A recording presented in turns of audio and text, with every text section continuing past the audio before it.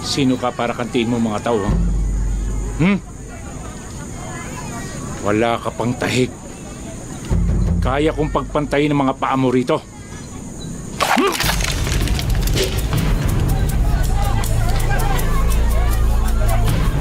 Hindi tumatayo ang balahibo ko sa'yo, Golem.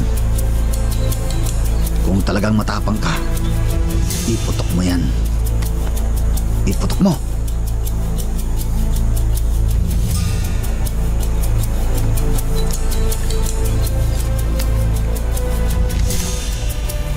Tumayo ka, Asyo. Huwag mo akong bastusin. Harapin mo ako.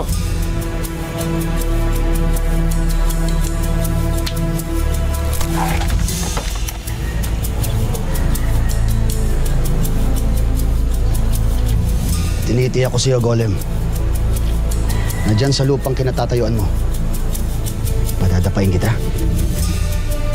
Ganun ba? Tingnan natin.